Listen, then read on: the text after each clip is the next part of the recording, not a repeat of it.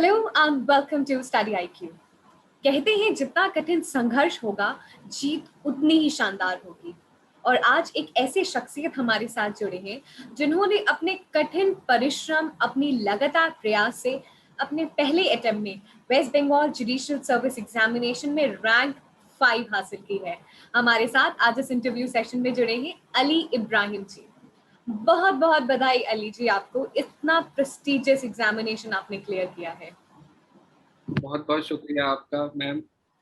पहले तो मैं बहुत बहुत धन्यवाद करना चाहूँगा आपको कि आपने मुझे ऐसा मौका दिया कि मैं स्टडी आईक्यू पे आ सका, क्योंकि स्टडी आईक्यू का एक बहुत बड़ा हाथ रहा है मेरे वेस्ट बंगाल जुडिशरी क्लियर करने के पीछे। उसके लिए बहुत बहुत धन्यवाद। Rank 5 in West Bengal judicial service examination. आप एक ऐसी सर्विसेज ज्वाइन करने वाले हैं, एक ऐसा डेमोक्रेसी का स्तंभ है जिसे पूरा भारतवर्ष बहुत ही इज्जत से देखता है और बहुत ही एक्सपेक्टेशन हमें होती है। तो कैसी फीलिंग है कि आपके कंधों पे बहुत बड़ी जिम्मेदारी आने वाली है? सच बताओ तो अभी तक मुझे ये खबर सिंक इन नहीं हुआ है कि मेरा रैंक 5 आ चुका है। हो सकता है आगे धीरे धीरे मुझे ये चीज़ महसूस हो, लेकिन अभी तक मुझे ये यकीन हुआ नहीं है। लेकिन by the grace of almighty Allah, अल्हम्दुलिल्लाह मेरा इतना अच्छा रिजल्ट आया है। और जिम्मेदारी ऑब्वियसली बहुत बड़ी जिम्मेदारी है। मैं अपने सुपरवाइजर को कोट करना चाहूँगा यहाँ पे। जिस दिन उन्हें पता चला मेरा ये रिजल्ट के बारे में, उन्होंने मुझे फ़ोन करके सबसे पहले ये कहा, बहुत बधाई हो जज साहब, आपको मिली है कलम की ताकत, अब बस इससे इंसाफ कर। ये चीज मुझे हमेशा याद रहेगी अपनी जिंदगी भर। ये इसको मैं कभी नहीं भूलूं। बिल्कुल, मैं भी यही कहती हूँ, उनके वर्ड्स रिपीट करती हूँ। बिल्कुल जज साहब, आपको मिली है कलम की ताकत, अब आपको इसे इंसाफ करना है। बहुत बहुत शुक्रिया। इतना प्रेस्टिजियस एग्जामिनेशन है, इस लिस्ट में आना ही बहुत बड़ी बात है। और जब रैंक 5, क्या आपने कभी सोचा था कि क्लियर तो हो जाएगा, बट इतनी बेहतरीन रैंक? सच बताओ तो मैंने कभी नहीं सोचा था कि ये रैंक मुझे मिल जाएगा या इस रैंक में मैं आ जाऊंगा। इनफैक्ट अगर मैं सच्चाई कहूँ तो जिस दिन मेरा रिजल्ट आया, मैं शायद सबसे लास्ट में अपना नाम ढूंढ रहा था। लेकिन मैंने जब देखा कि मेरा नाम सबसे टॉप में है, मैं तो मेरे पास कोई शब्द नहीं थे बोलने को। शायद मैं जमीन पे बैठ गया। ये क्या हो गया, ऐसा कैसे हो गया। और वो खुशी आज भी आपके चेहरे पे बहुत ही एविडेंट है। और सच में मैं भी आपकी जगह होती है, कोई भी आपकी जगह होता है, और इस इतने प्रेस्टिजियस एग्जामिनेशन में इतनी बेहतरीन रैंक, तो शायद सिंक इन होने में टाइम तो लगता है। शायद। अब आपकी नई आइडेंटिटी होगी, यू विल बी जज। बट इसके अलावा हम आपकी जर्नी के बारे में जानना चाहते हैं, आपकी लाइफ के बारे में जानना चाहते हैं, एजुकेशनल बैकग्राउंड के बारे में जानना चाहते हैं। लॉ आपने कहाँ से किया? मैं एक बहुत ही छोटे शहर से बिलोंग करता हूँ। शहर का नाम है बहरमपुर, जो कि डिस्ट्रिक्ट मुर्शिदाबाद में सिचुएटेड है, जो कि वेस्ट बंगाल में है। तो मेरे पास कभी ज़्यादा साधन थे नहीं, लेकिन फिर भी मेरे मम्मी पापा ने मुझे एक इंग्लिश मीडियम स्कूल में पढ़वाया। मेरी स्कूल की जर्नी शुरू हुई अल्फला मिशन इंग्लिश स्कूल से, जहाँ मैंने 8th तक पढ़ाई की। उसके बाद मैंने अपना 9th 10th West Point Academy Shrirampur Hooghly से किया। फिर मैं वापस आ गया अपने ही शहर 11th 12th करने के लिए। जीटीआई इंस्टीट्यूशन में मैंने अपना 11th 12th किया। लेकिन मेरी दिल से चाह थी कि मैं अलीगढ़ मुस्लिम यूनिवर्सिटी में पढूं। जिस दिन से मैं इंट्रोड्यूस हुआ था कि अलीगढ़ मुस्लिम यूनिवर्सिटी है, तो उस दिन से मेरी दिली ख्वाहिश थी कि मैं अलीगढ़ मुस्लिम यूनिवर्सिटी में पढूं। मैंने लॉ का एंट्रेंस दिया अलीगढ़ मुस्लिम यूनिवर्सिटी का, और उसी साल मेरे यहाँ पे कैंपस खुला था मुर्शिदाबाद। अलीगढ़ मुस्लिम यूनिवर्सिटी सेंटर मुर्शिदाबाद खुला था। अलीगढ़ के 3 ऑफ कैंपस सेंटर्स हैं, एक मुर्शिदाबाद वेस्ट बंगाल में, एक मल्लापुरम केरला में, और एक किशनगंज बिहार में। तो अल्हम्दुलिल्लाह मेरा मुर्शिदाबाद सेंटर में हो गया एंट्रेंस देके। मैं बहुत ही खुश कि अब प्रेस्टिजियस अलीगढ़ मुस्लिम यूनिवर्सिटी के नाम के अंदर में आ गया। मैंने 5 साल अपनी लॉ वहीं से की, अलीगढ़ मुस्लिम यूनिवर्सिटी सेंटर मुर्शिदाबाद से। फिर मैं LLM करने गया अलीगढ़ मुस्लिम यूनिवर्सिटी अलीगढ़ में, डिपार्टमेंट ऑफ लॉ। वहाँ बहुत ही अच्छा रहा मेरा जर्नी, मेरा लॉ का जर्नी भी, मेरा LLM का जर्नी भी मेरा बहुत ही अच्छा रहा माशाल्लाह से। तब मैंने सोचा नहीं था कि मैं जुडिशरी का प्रिपरेशन करूंगा या जुडिशरी दूंगा, लेकिन एक चाहत थी जज बनने की, हमेशा से चाहते, लेकिन कभी मौका नहीं मिला था प्रिपरेशन करने का, क्योंकि मेरे फादर एक एडवोकेट हैं, तो मैंने वो डायस देखा है, तो मेरी हमेशा से चाहत थी कि मैं उस पर बैठूं। माशाल्लाह से जैसे ही मेरा LLM खत्म हुआ, मुझे ये मौका मिल गया और मैंने झोंक दिया अपने आप को सीधे सीधे। बेहतरीन जर्नी, और उसका रिजल्ट भी हम सभी के सामने है विद रैंक 5। आपने जैसे बताया कि हम जज बनना हमेशा से आपकी ख्वाहिश नहीं थी, आपने कभी सोचा नहीं था, बट ये मोटिवेशन आया कहाँ से और ये कब आया कि यस जुडिशरी के लिए आप अप्लाई करेंगे? मोटिवेशन तो बचपन से ही था। मैंने अपने अब्बा को देखा है कोर्ट जाते हुए, वो वकील हैं। और उसके अलावा जब मैंने अपने टीचर को देखा कि वो जज बने वेस्ट बंगाल में, मैंने जब अपने सीनियर को देखा वो जज बने वेस्ट बंगाल में, उन लोगों से भी मैंने मोटिवेशन डिराइव किया बहुत ज़्यादा। तो वो लोग मेरे सोर्स ऑफ इंस्पिरेशन बने, और काफ़ी दोस्त मेरे जज बने अलग स्टेट्स में, तो वो भी मेरे सोर्स ऑफ इंस्पिरेशन रहे हैं कि मुझे भी इस सर्विस में जाना है। अब आगे चलते हैं और बात करते हैं स्ट्रैटेजी की। इस एग्जामिनेशन के पैटर्न की पहले थोड़ी सी बात करेंगे और फिर आपकी क्या स्ट्रैटेजी थी, क्योंकि अली जी आपने पहले ही अटेम्प्ट में इस एग्जामिनेशन को क्लियर किया है। तो अगर मैं बात करूं इस वेस्ट बंगाल जुडिशरी की, तो ये किसी भी और जुडिशरी से अलग नहीं है। इसका भी 3 ही स्टेज है, प्री, मेंस एंड इंटरव्यू। लेकिन कुछ चीज़ें इसकी अलग है। और जैसे कि इसका प्री में क्लासिफिकेशन ऑफ मार्क्स, इसका मेंस काफ़ी लेंदी होना, 12 दिन 10 दिन तक मेंस चलना इसका। और कम टाइम, जो जो बहुत ही कम टाइम मिलता है, 1 महीना मिलता है हमें प्री से इंटरव्यू के बीच में, या नोटिफिकेशन से प्री के बीच में 2 महीना जो मिलता है ये, और मेन से इंटरव्यू के बीच में 1 महीना या 15 दिन मिलता है, ये काफी कम टाइम, तो इसको थोड़ा सा हार्ड बना देते हैं इस चीज को। लेकिन आप अगर शिद्दत से लगन से लग जाओ तो कोई चीज मुश्किल है नहीं। अगर मैं अपनी प्रिपरेशन की बात करूं, तो मैंने कभी 1 साल या 2 साल से मैंने तैयारी नहीं की, क्योंकि मैं LLM कर रहा था। मैं LLM में बिजी था, अपने डिसर्टेशन में बिजी था, अपने रिसर्च पेपर में बिजी था। जैसे ही मेरा LLM खत्म हुआ जुलाई में, अगर if I am not wrong, जुलाई 7 को जुलाई 7 से पहले नोटिफिकेशन आ गया था, जुलाई 7 को एप्लीकेशन फॉर्म फिल करना था। तो मैं जैसे ही घर पहुंचा LLM करने के बाद, लॉकडाउन खुला ही था उस टाइम पे, LLM खत्म, घर आओ। तो घर आया, देखा कि नोटिफिकेशन आ गया।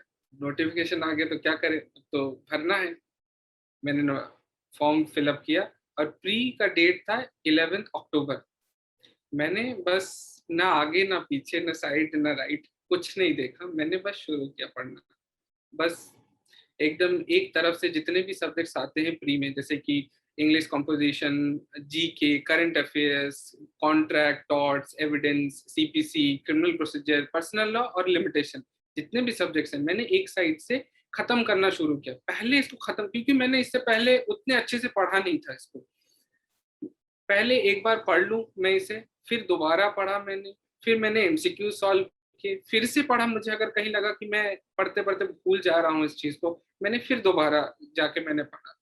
तो अगर मैं बात करूं, प्री से पहले ही तकरीबन मैं बहुत बार एक सब्जेक्ट पढ़ चुका था, क्योंकि मुझे वो डर था कि अगर नहीं तो क्या, अगर मैं प्री नहीं कर पाया तो क्या, मेरे पास और कोई ऑप्शन नहीं है। ऐसा एक डर मेरे अंदर काम कर रहा था, और इसी डर की वजह से मैंने पढ़ा है। अगर मुझसे कई लोगों ने पूछा कि आपने कितने घंटे पढ़ाई की है, तो मैं कभी डिफाइन नहीं कर सकता कि मैंने कितने घंटे पढ़ाई की है। जब तक एक सब्जेक्ट कंप्लीट नहीं हो जाता था, तब तक मुझे चैन से नींद नहीं आती थी। ये था मेरा अंदर का मसला। तो ऐसे ही हम गए प्री में, प्री देने गए, प्री का पेपर हुआ, और 5 दिन के अंदर, बस 5 दिन के अंदर प्री का रिजल्ट आ गया वेस्ट बंगाल का। जैसे ही पता चला कि प्री में हो गया है, फिर जुड़ गए मेंस में। अब प्री का तैयारी होता है कि सेक्शन बेस्ड, वेस्ट बंगाल में डायरेक्टली सेक्शन से क्वेश्चन पूछते हैं कि इस सेक्शन में क्या है, उस सेक्शन में क्या है, इस सेक्शन में क्या है, या एक क्वेश्चन पूछ देंगे और 4 सेक्शन दे देंगे, बोलेंगे इसमें से कौन है। तो प्री की जो मेरे हिसाब से मुझे जो लगती है जो तैयारी है वो इंडेक्स बेस्ड है या सेक्शन बेस्ड है पूरा पूरा। लेकिन इसके बाद अब आना था मेंस में, अब मैं पजल्ड अप हो गया मुझे करना क्या है, कैसे करूं। It took a little time, मैंने अपने आप को गैदर किया कि अब टेक्स्ट पढ़ना है, कोई नोट्स नहीं, कोई कुछ नहीं, क्योंकि मैंने कभी नोट्स नहीं बनाए हैं। मैंने सीधे सीधे टेक्स्ट पढ़ना शुरू किया, जितने भी बुक है, अगर सीपीसी है तो तकवानी, अगर मुस्लिम लॉ है तो अकील अहमद, अगर हिंदू लॉ है तो जो वो टेक्स्ट है वो सारे मैंने टेक्स्ट पढ़ना शुरू किया। मैंने एक तरफ से खत्म करना शुरू किया, जितने भी सब्जेक्ट्स मेंस में आते हैं मैंने वो पढ़ा। मैंने सबसे पहले तो मैंने एनालिसिस किया था पिछले वाले सालों के क्वेश्चन का कि क्या आता है, कौन सा पार्ट ज्यादा आता है, कौन सा पार्ट कम आता है। लेकिन मैंने कभी ये नहीं किया था कि पॉपुलर, एक होता है पॉपुलर सेक्शन, एक होता है अनपॉपुलर सेक्शन, कि मैं पॉपुलर सेक्शन पे ज्यादा तवज्जो दूं और अनपॉपुलर सेक्शन पे कम तवज्जो दूं। मैंने ये नहीं किया था। मैंने किया था कि अच्छा पॉपुलर सेक्शन है तो है, अनपॉपुलर सेक्शन से अगर पूछ लिया अनपॉपुलर सेक्शन से, मुझे ये डर हमेशा लगा रहता था कि अगर उस चंक ऑफ पार्ट से पूछ लिया जो मैंने नहीं पढ़ा तो क्या होगा, मैं तो क्वेश्चन लिख नहीं पाऊंगा। तो इस डर से मैंने शायद कुछ छोड़ा नहीं था पढ़ने के लिए, कि पढ़ते पढ़ते मैंने सारा कुछ पढ़ लिया। और मैं ये नहीं बोल सकता कि मैंने पूरा लॉ पढ़ लिया है, लेकिन हाँ जो सिलेबस सिलेबस का है, जो जो चीजें जरूरत भर की हैं वो मैंने पूरा पढ़ने की कोशिश की है। और उसी तरीके से एक डर भी काम कर रहा था, बहुत डर था। मुझे आज भी याद है जब मैं पहली बार मेंस लिखने बैठा, मेरे कुछ दोस्त भी मेरे साथ मेंस लिख रहे थे, मैं उनको बोल रहा था कि मुझे बहुत डर लग रहा है, I don't know what will happen. तो उन्होंने बोला कि nothing will happen, just give your mains, उसके बाद देखा जाएगा जो होगा। दिया मैंने mains. It is a treacherous journey of 10 days। Like mind exhaust हो जाता है आपका पढ़ते पढ़ते, क्योंकि हर दिन आपको 2-2 पेपर देना है। फिर मेंस भी हुआ, और मैंने अपने ऑप्शनल में 3 पेपर लिए थे, मुस्लिम लॉ, हिंदू लॉ और लिमिटेशन। जो भी व्यक्ति वेस्ट बंगाल के लिए तैयारी कर रहा है, मैं उसे बोलना चाहूंगा कि लिमिटेशन बहुत अच्छे से पढ़ो। लिमिटेशन बहुत स्कोरिंग है। लिमिटेशन प्री में 20 मार्क कैरी करता है और मेंस में तो पूरा पूरा पेपर है। लिमिटेशन अगर आप अच्छे से पढ़ेंगे तो आपका बहुत मसला हल हो जाएगा। 32 ही सेक्शन है, कोई ज्यादा नहीं है उसमें, वो सारे सेक्शन आप पढ़ डालो पूरा अच्छे से एकदम। फिर मेंस भी हुआ। मेंस के बाद काफी इंतजार करना पड़ा रिजल्ट के लिए, काफी मतलब बहुत ज्यादा नहीं, शायद एक आध महीने में रिजल्ट आ गया उसका। बेशक ही, जैसे आपने बताया कि आपसे अगर कोई पूछता था कितने घंटे पढ़ते, तो व्यूवर्स आप ही सुन लीजिए, उन्होंने कभी काउंट नहीं किया, उनको बस अपना गोल देखता था और उन्होंने वो गोल वो गोल आज हासिल कर लिया है, और इसीलिए वो हम सभी के सामने भी हैं। और मुझे लगता है इनकी जर्नी और इनके इनसाइट्स बहुत ही यूजफुल आप सभी के लिए होंगे। अली जी, जैसे आपने कहा कि अलग अलग सेक्शंस हैं, तो मैं जानना चाहती हूँ अलग अलग सेक्शंस की आपने किस तरीके से तैयारी की प्रीलिम्स के लिए? प्रीलिम्स के लिए भी मैंने पहले एनालिसिस किया था। मैंने 10 साल, लोग 10 साल के क्वेश्चन देखते हैं, मैंने 12 साल 15 साल तक के भी क्वेश्चन देखे हैं कि क्या आया है। अगर कुछ कुछ क्वेश्चंस ऐसे भी होते हैं जो आप कभी इमेजिन नहीं कर सकते कि ये आएगा, तो मैंने उसको भी पॉइंट आउट किया है कि हाँ ये एक बार आया है तो मैं एक बार देख लूँ कम से कम, अगर आ गया तो, अगर मेरे टाइम पे आ गया तो मैं क्या करूँ। तो इस ऐसे ही मैंने एनालिसिस किया है पूरा 15 साल का क्वेश्चन, और मैंने कोशिश की है कि मैं कुछ भी ना छोड़ूं, जो आया है, जो आ चुका है एक बार, और जो नहीं भी आया है उसमें भी अगर मुझे लग रहा है कि कोई चीज इंपॉर्टेंट है तो मैं उसको पढ़ लूँ। ये तो हमने बात कर ली प्रीलिम्स की, अब हम मेंस की बात करते हैं, जो 12 पेपर होता है जिसमें से 3 ऑप्शनल होते हैं। तो इन अलग अलग पेपर्स की तैयारी के लिए आपकी क्या स्ट्रैटेजी थी? क्योंकि ये बहुत ही इंपॉर्टेंट हो जाता है, 10 दिन तक का पेपर चलता है और इतना रिगरस एग्जामिनेशन। मेंस की स्ट्रेटेजी अगर मैं बोलूँ तो मेंस की मेरी स्ट्रेटेजी यही थी कि जो भी टेक्स्ट बुक है पूरा पूरा टेक्स्ट बुक कंप्लीट करो, क्योंकि कुछ छूटना नहीं चाहिए। अगर आपको किसी भी एक पॉइंट से आपको क्वेश्चन दे दिया और आपने सपोजिटली वो नहीं पढ़ा है तो आप कैसे उसका आंसर करोगे। मुझे ये डर मेरे अंदर बहुत काम किया है, ये डर कि अगर मुझसे वो चीज़ पूछ लिया जो मैंने छोड़ दिया है तो मैं क्या करूँगा। तो उस डर से मैंने पढ़ा है, पूरा पूरा टेक्स्ट बुक पढ़ा है। अगर आप तकवानी की बात करें सीपीसी में, तो मैंने तकवानी पूरा पढ़ा है, कोशिश की है मेरे पूरा पढ़ने की। अगर आप मुस्लिम लॉ की बात करें अकील अहमद की, तो मैंने अकील अहमद पूरा पढ़ने की कोशिश की है। और बाकी जो भी लॉ स्कूल में हमें पढ़ाया जाता है, जो भी बुक से हमें पढ़ाया जाता है, वही बुक अगर हम पूरा पूरा पढ़ लें तो मुझे नहीं लगता किसी का मेंस रुकेगा। और एक स्पेशल मैं कहना चाहूंगा मुस्लिम लॉ से रिलेटेड, वेस्ट बंगाल का मुस्लिम लॉ अगर आप अकील अहमद से पढ़ेंगे तो बहुत ही फायदेमंद रहता है। अली, जैसे हमें पता है कि ये एग्जामिनेशन सब्जेक्टिव होता है मेंस का, तो मेंस की लिखने की प्रैक्टिस भी किस तरीके से हो? मेरे पास बस एक ही महीने थे इंटर प्री और मेंस के, प्री के रिजल्ट और मेंस के शुरू होने के बीच में। तो मेरे पास ज्यादा टाइम नहीं था कि मैं लिखने का प्रैक्टिस कर पाऊँ। मैंने कोशिश की एक दो बार, लेकिन मुझे लगा कि वो मेरे साथ ज्यादा टाइम कंज्यूमिंग हो रहा है, मुझे पहले सब्जेक्ट्स कंप्लीट करने हैं। तो मैं एक सिनॉप्सिस जरूर बना लेता था कि मुझे ये अपने आंसर में लिखना है, लेकिन शायद मैंने पूरा पूरा आंसर कभी नहीं लिखा। वो वही पेपर में जाकर मैंने लिखा है पूरा। बट अगर आपको सजेशन देना हो कि जो भी एस्पिरेंट्स हैं जुडिशरी एग्जामिनेशन की तैयारी कर रहे हैं, तो उन्हें अपने आंसर्स में क्या क्या एलिमेंट्स मैंडेटरीली इंक्लूड करना चाहिए? ज्यादा ये ये कोई रॉकेट साइंस है नहीं, बस सिंपल सा है। इंट्रोडक्शन अच्छा सा, एक जो सेक्शन पूछा है वो सेक्शन अगर आप लिख पाओ बहुत बढ़िया, नहीं लिख पाओ अपने वर्ड्स में लिख दीजिए। अगर वो भी नहीं कर पाए तो उसके एलिमेंट्स बता दीजिए, और जो भी एलिमेंट्स है उस एलिमेंट से रिलेटेड एक एक केस लॉज कर दीजिए। अगर कोई लीडिंग केस लॉज है तो उनको डाल दीजिए, और अगर आपको केस लॉज याद नहीं आ रहे हैं कोई बात नहीं, जो आंसर जो क्वेश्चन आपसे पूछा गया है उस कोशिश कीजिए कि उस क्वेश्चन को आप जस्टिफिकली आंसर करें। बस वही चीज है। मैं एक बात जरूर कहना चाहूंगा यहाँ पे, you have to paint the picture by your words, that's the criteria. Ali, आपने बहुत ही अच्छे से डिफाइन किया कि आंसर्स को you have to actually paint your answer with your words. But case laws का आपने मेंशन किया, तो अलग अलग पेपर्स के लिए किस तरीके से एस्पिरेंट्स मेमोराइज कर सकते हैं, क्योंकि ये बहुत इंपॉर्टेंट हिस्सा हो जाता है आपके आंसर्स का। कोई भी अगर केस लॉ इनपुट करना चाहता है अपने आंसर में, तो ऑब्वियसली उसको मेमोराइजेशन जरूरत है। उसके लिए मैं क्या करता था, कोई भी अगर टॉपिक है और उससे रिलेटेड 4 केस लॉज हैं, तो मैं उसको एक सेपरेट पेज में मैं लिख लेता था, ताकि जब मेरी पढ़ाई हो जाए, वो पूरा सब्जेक्ट मेरा कंप्लीट हो जाए, मैं उसको कम से कम सिर्फ केस लॉज को एक बार मैं रिवाइज कर लूँ, ताकि मैं उससे आंसर में सप्लीमेंट कर सकूँ, उसे लिख सकूँ, ताकि आंसर और अच्छा हो और अपीलिंग हो। मैं इस तरीके से अपना केस लॉज रिवाइज करता था। अली, ये सारी तो हमने बात कर ली स्ट्रैटेजी की, और भी हम डिटेल में बात करेंगे, बट एक जो बहुत इंपॉर्टेंट क्वेश्चन आ जाता है, कई सारे स्टूडेंट्स होते हैं जब वो लॉ स्कूल में ही होते हैं तो उनके अंदर ये जज्बा होता है कि जुडिशरी एग्जामिनेशन के लिए जाना है। How can they simultaneously prepare for judiciary examination along with their college?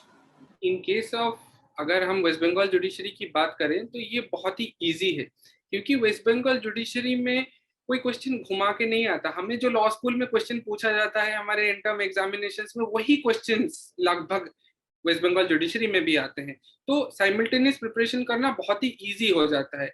लेकिन मैं एक चीज बोलना चाहूंगा कि आप पहले पिछले साल के क्वेश्चंस का एनालिसिस कर लीजिए, तो आपको पता लग जाएगा कि कौन सी चीजें पे ज्यादा तवज्जो देनी है, कौन सी चीजों पे कम तवज्जो देनी है।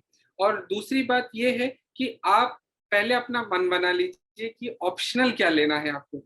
बहुत सारे चॉइसेस हैं, पहले अगर आप एक स्ट्रीमलाइन कर लेंगे अपने चॉइसेस को, तो वो सीमलेस हो जाएगा, पूरा प्रोसेस सीमलेस हो जाएगा। यस, एक राइट डायरेक्शन ऑफ अप्रोच बहुत जरूरी है।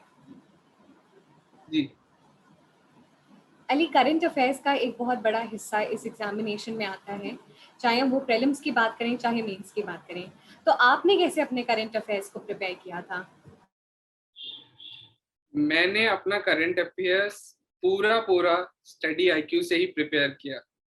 मैं मेरे पास ज्यादा टाइम नहीं था कि मैं क्वेश्चन पेपर पढूं या सारे मैगजीन्स पढूं या अप टू डेट रहूं, क्योंकि वेस्ट बंगाल जुडिशरी में बहुत up to date current affairs पूछते हैं, बहुत ज्यादा up to date current affairs पूछते हैं। तो मैं क्या करता था, जैसे पूरा दिन मैंने पढ़ाई की, रात में मैं बैठ के जितने भी उस दिन के वीडियोस होते थे जो स्टडी आईक्यू पे आते थे, मैं उन सबको देखता था ताकि मुझसे कुछ छूट ना जाए। और मैंने ये पूरे अपने प्रिपरेशन के दौरान की है। मैं प्री एकदम फॉर्म फिलअप करने से लेके एकदम इंटरव्यू तक, मैंने यहाँ तक, अब बात आ जाती है कि उस पीरियड से पहले का करंट अफेयर्स का क्या होगा, मैंने उसके लिए भी स्टडी आईक्यू ही प्रेफर किया है। जैसे कि स्टडी आईक्यू में बहुत सारे वीडियोस हैं जिसमें 1 साल का करंट अफेयर्स बताते हैं, पिछले 2 साल का करंट अफेयर्स बताते हैं। तो मैंने उन सबको फॉलो किया है हमेशा, और जो भी मुझे पॉइंट इंपॉर्टेंट लगती थी मैं उसको एक कॉपी में लिख ले जाता, ताकि मैं एग्जाम से पहले एक बार रिवाइज कर लूँ उसको।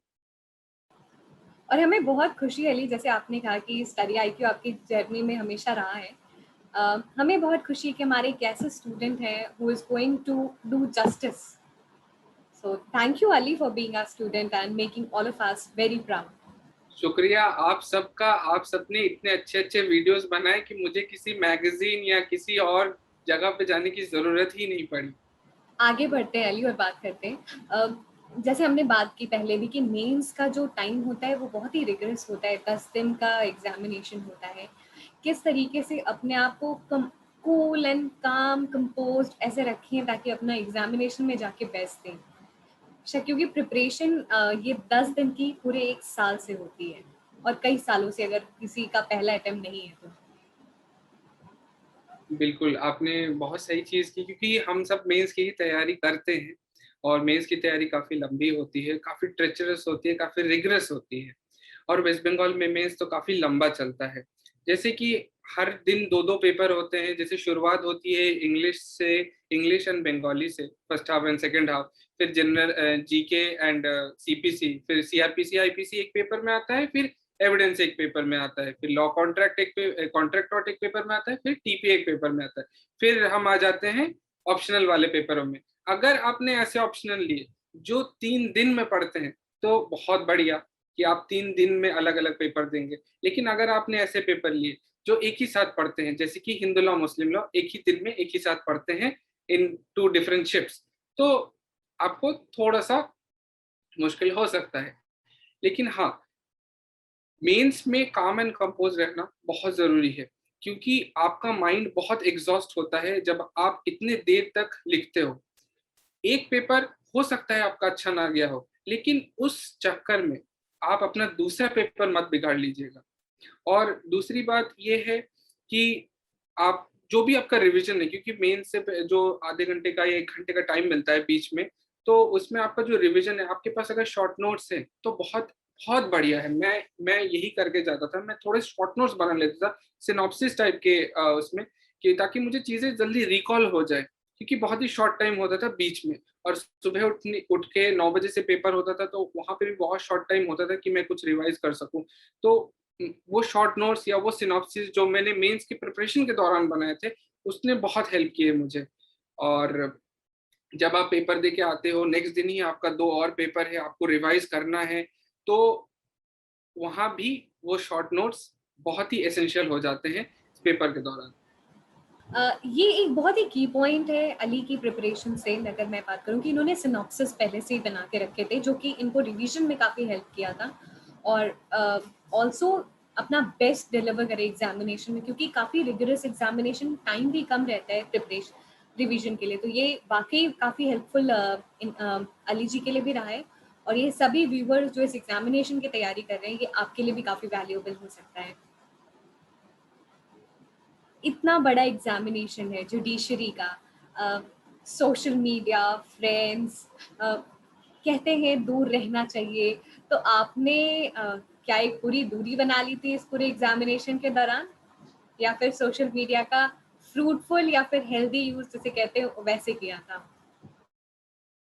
अगर मैं बताऊं तो मैं पहले बहुत सोशल मीडिया यूज करता था, बेसिकली इंस्टाग्राम, मैं इंस्टाग्राम बहुत यूज करता था। लेकिन जब से ये नोटिफिकेशन आया, जब से ये शुरू हुआ ये प्रोसेस, मैंने अपने आप को कंस्ट्रिक्ट कर लिया। पहले मतलब कंस्ट्रिक्ट इन द सेंस कि मेरे बहुत ही लिमिटेड फ्रेंड से मैं बात करता था, बहुत ही लिमिटेड, जिनसे मुझे या तो एकेडमिकली हेल्प मिल रहा है, या प्रिपरेशन में हेल्प मिल रहा है, या एक सपोर्ट मिल रहा है कि नहीं, जब भी आप एक इमोशनल सेल्फ डाउट में होते हो कि नहीं मुझसे नहीं होगा शायद, तो वो सपोर्ट जो मिल रहा है, मेरी उन्हीं से बस बात होती थी या इंटरेक्शन होता था। इस सिलसिले में मैं कहना चाहूंगा कि you don't need to restrict everyone, but you need to confine it to few peoples only, not to the entire world, to few peoples only.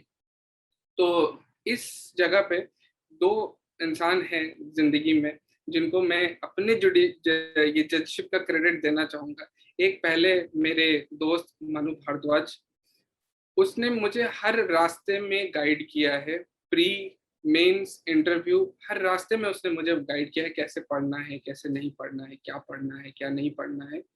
He was always there for me. So I give full credit of my judiciary to Manu Bhardwaj.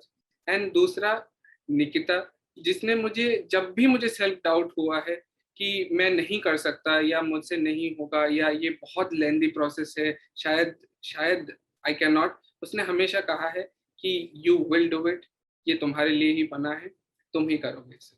तो ऐसे दोस्त आप अपने साथ रखें, बाकी social media से थोड़ा दूर हो जाइए। बहुत ही बेहतरीन आपके दोस्त डेफिनेटली रहे जिन्होंने आपको बहुत ही मोटिवेट किया है। अली, कई सारे ऐसे आपने पूरी प्रिपरेशन सेल्फ स्टडी से की है, कई सारे ऐसे एस्पिरेंट्स हैं जो सेल्फ स्टडी से करते हैं, बट कहीं ना कहीं एक डाउट रहता है, सेल्फ डाउट की कहीं कोई वो डिसएडवांटेज पे तो नहीं है, तो सेल्फ स्टडी को किस तरीके से वो अपनी एडवांटेज में बदले?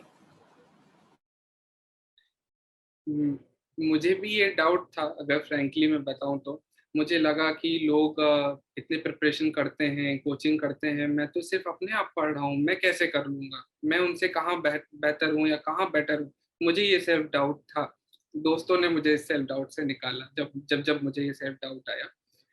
लेकिन हाँ, सेल्फ स्टडी आप कोई डिसएडवांटेज में नहीं है। मैं बस एक ही की पॉइंट कहना चाहूंगा, आप अगर सेल्फ स्टडी कर रहे हो, कुछ भी कर रहे हो, स्टडी झोंक दो अपने आप। इफ यू गिव योर 100%, इंशाल्लाह outcome will come, no matter what.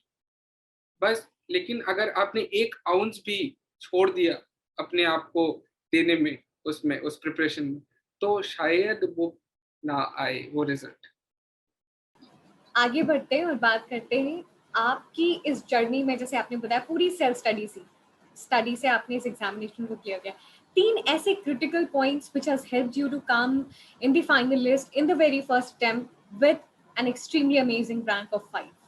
अगर मैं 3 ऐसी चीज, आपने जैसे बोला 3 ऐसी चीज, वैसे तो 3 नहीं है, काफी है, लेकिन सबसे पहला अगर मैं कुछ बोलूंगा कि मतलब इस लिस्ट में जिसने मदद की है, तो वो है पढ़ाई के साथ साथ बड़ों से, अपने एल्डर्स से, अपने टीचर्स से दुआ लो, क्योंकि वो आपके लिए दुआ करेंगे आपके सक्सेस के लिए, तो वो कभी जाया नहीं जाएगा। पहला ये कि दुआ, apart from studies, tell your elders and your teachers, your well wishers to make दुआ फॉर यू।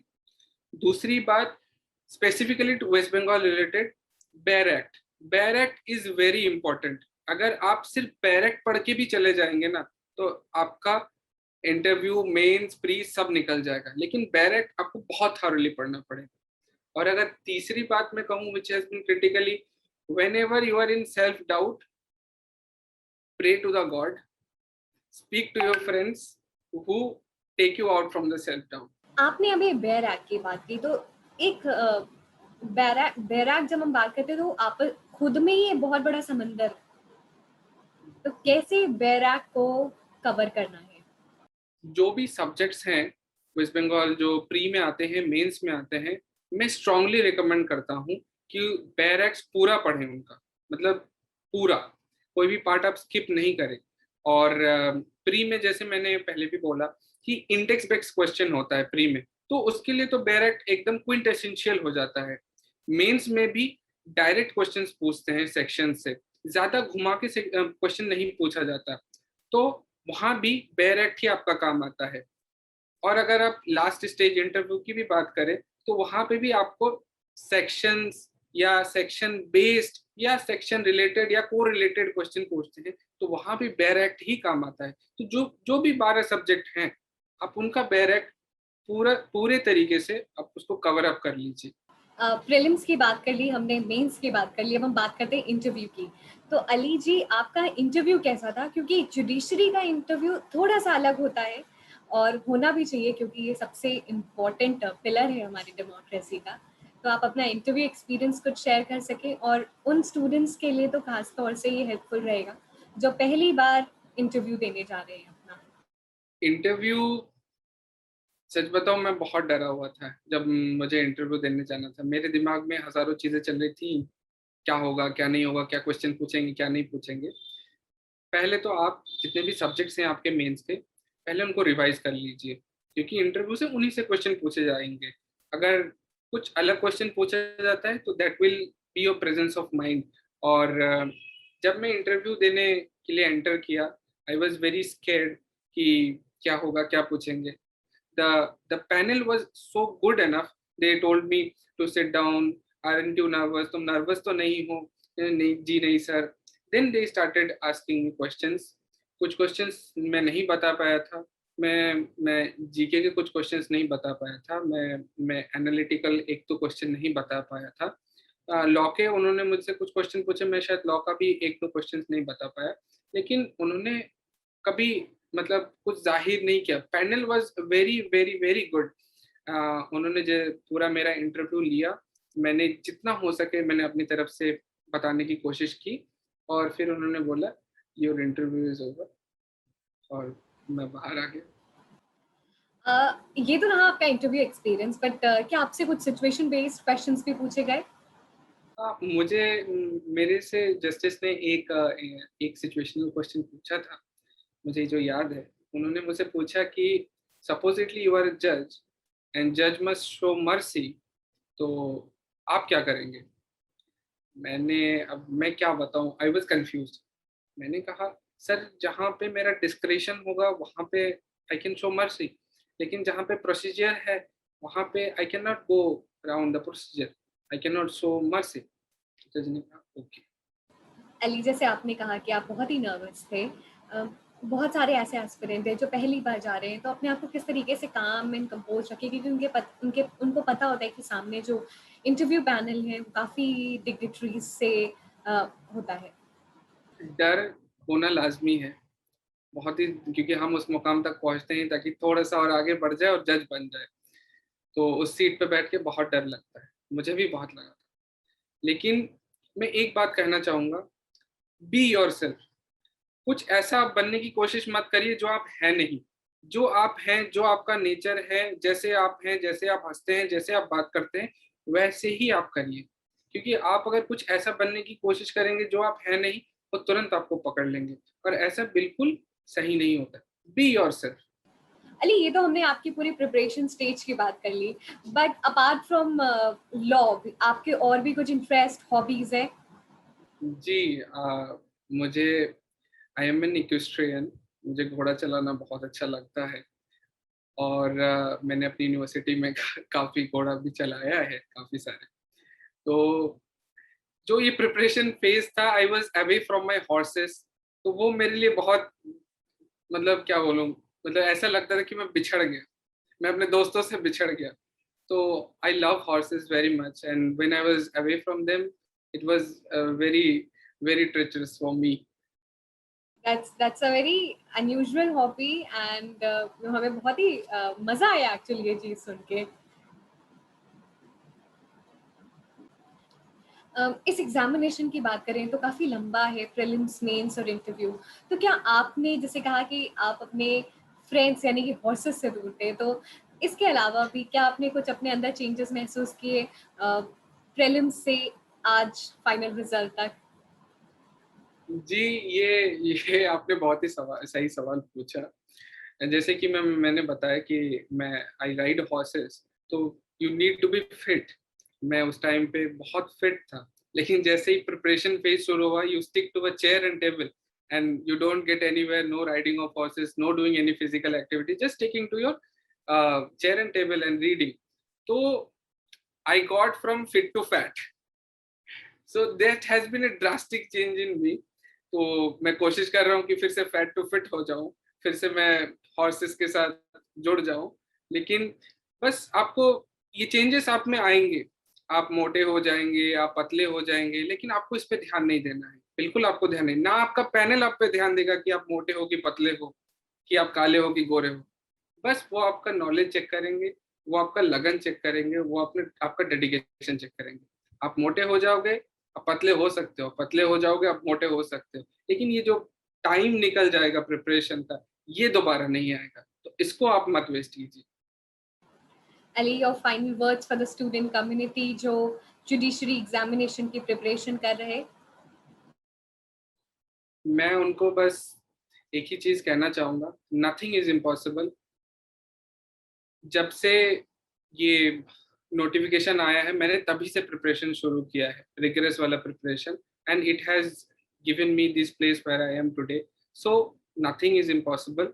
एंड जब भी आप प्रिपरेशन करो, give your 100%। When you give your 100%, आपको कभी भी खराब आउटकम नहीं मिले। बहुत ही अच्छी बात अली ने कही कि आप अगर प्रिपरेशन कर रहे हैं जुडिशरी ही नहीं और भी अन्य एग्जामिनेशन की, तो गिव योर 100%। अगर आप 100% दे रहे हैं तो रिजल्ट भी जरूर आपको मिलेगा। जल्दी देर तो वो डिपेंड करता है, बट मिलेगा ये गारंटीड है। Thank you so much, Ali Ibrahim ji, for joining us in this interview session, sharing your journey, and we wish you all the very best. Thank you so much. और to all the viewers, आप अपना बहुत ध्यान रखें।